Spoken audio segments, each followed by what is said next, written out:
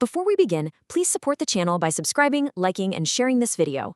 Constructive discussion is always welcome, and we invite you to share your views and insights in the comments. This video presents a direct, informational narration of the source document. All right, let's get right into it. The source document we're breaking down today is the U.S. market analysis for March 26, 2026. So here's what we're going to cover. We've got 6 key sections lined up. We'll start with the big picture, global macro and geopolitics. Then we'll zoom into index analysis and hedging. After that, we're talking precious metals, specifically that big gold sell-off.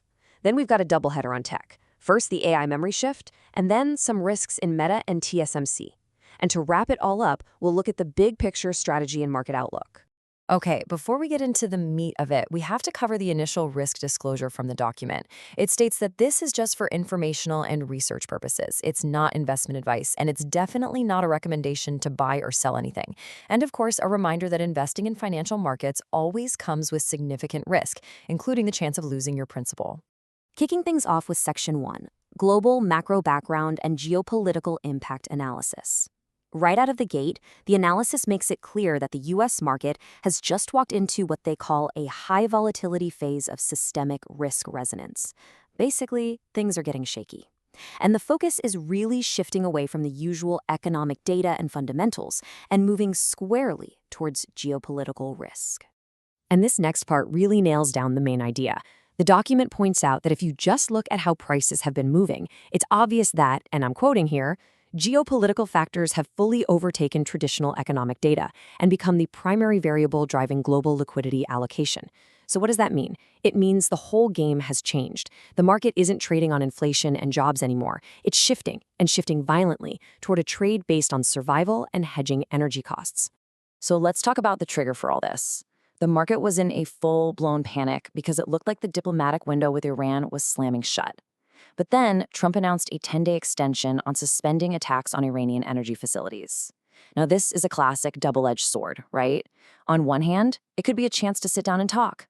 On the other, it could be the last move before ground forces are deployed. It's this total uncertainty that's causing these huge, violent swings in the market. Okay, so how do you even track this kind of risk in real time? Well, the analysis points to Brent crude oil as the key indicator. We saw it spike up, briefly hitting that $106 to $107 range before pulling back. But here's the number to watch: $90. The document identifies $90 a barrel as the key dividing line. If we see a solid, decisive break below that level, that's the signal that the market is starting to breathe a sigh of relief. All right, let's move on to Section 2, which is all about index technical analysis and the market maker hedging mechanism. This is where we see how all that macro risk translates into market mechanics. See, when things get this volatile, certain price levels aren't just lines on a chart anymore. They become actual mechanical triggers that force the big institutions to make a move. And there is one number that is more important than any other right now: 6,475 on the S&P 500. You really got to circle this one. The analysis calls it the core market pivot. Why? Because it's tied directly to huge institutional positions, specifically something called the J.P. Morgan Collar, or JPMC, strategy. It's a major defense zone for them. So, it all comes down to 2 very different paths from here. If the S&P can stay above 6475, things can stabilize. Market makers get the support they need from buyers. But if we get a close below 6475, that's when the alarm bells go off. That forces market makers to start hedging aggressively. And that means they have to sell into a falling market, which just pushes the market down even more. You get this nasty, self-reinforcing downward spiral. And if you look under the hood at Market Breadth, you can see just how fragile things are. I mean, look at these numbers. For the S&P 500, we had 315 stocks down and only 187 up. That's a ratio of 1 to 1.68. And it's even worse in the NASDAQ, where the ratio is 1 to 2.06. This isn't just a few big names pulling everything down. This is broad, across-the-board selling pressure. The whole foundation is shaky. Okay, on to Section 3, precious metals and commodities. And here's the big puzzle. What in the world is going on with gold? You've got high inflation, you've got war risk. These are the things that are supposed to make gold soar. Instead, it's dropped over 20% from its high this year, all the way down from nearly $5,600. It's in a technical bear market. I mean, the traditional safe haven playbook has just been thrown out the window. So who's doing all the selling? Who is this mystery seller pushing the price down? Well, the source document cites the latest clearing data, and it points the finger directly at one place: the Central Bank of the Republic of Turkey. They've apparently been the main source of all this recent selling, putting a huge cap on gold prices globally. And just look at the numbers here. The scale of this is pretty stunning. It started out kind of small the week of March 13th with a sale of 6 tons. The official reason was to replenish liquidity. Okay, but then, just 1 week later, things went into overdrive. They dumped a massive 52.4 tons. Just think about what that means. You have a sovereign central bank being forced to sell its core reserves just to get cash. That's a massive red flag. All told, in just 2 weeks, they sold almost 60 tons of gold. That's over $8 billion worth, and it's more than 10% of their entire stash. Now, even with all this short-term selling pressure, the report is pretty clear that gold isn't broken as a long-term asset. Its value as a hedge against currencies getting devalued, that hasn't gone away. So the guidance here is to still keep a strategic core position, somewhere in that 10 to 15% range, just to handle all the long-term uncertainty out there. All right, let's switch gears to tech. Section 4 is our first technology focus, and it's all about Micron and what's being called a paradigm shift in AI memory.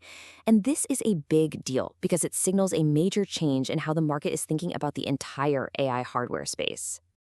So the analysis looks at Micron stock, and it sees that it broke below a key level at $362.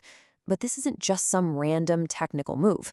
The source says this marks a systemic reset in the valuation logic for the AI memory segment. And what's causing this huge reset?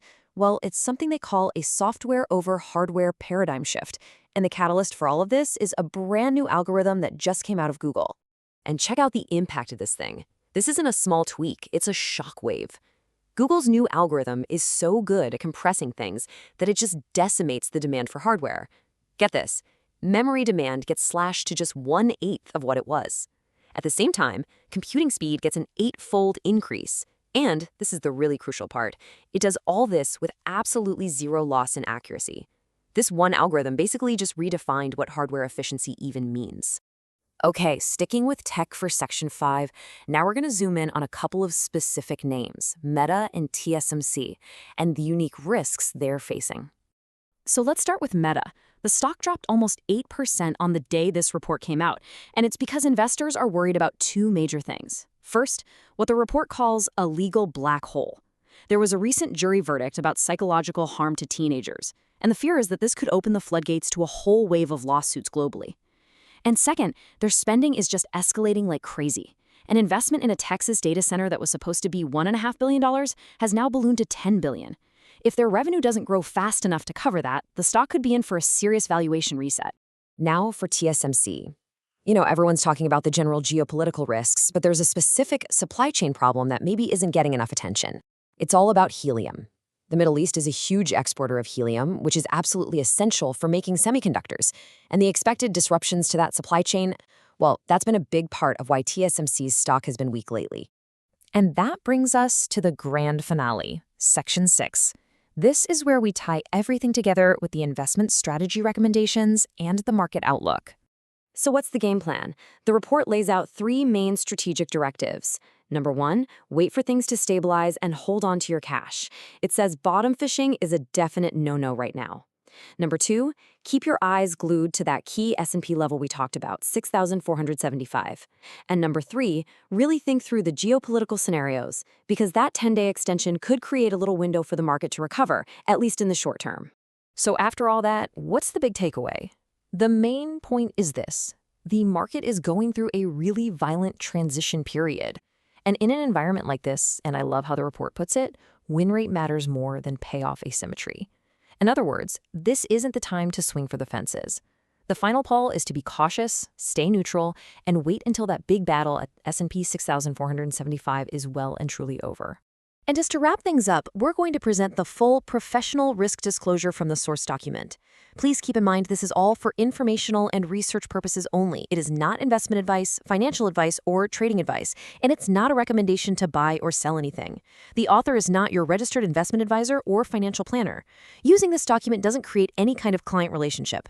Any trading or investment decision you make based on this is entirely at your own discretion and risk. Remember, past performance doesn't predict future results. And of course, markets can change fast, so the information in here could become outdated.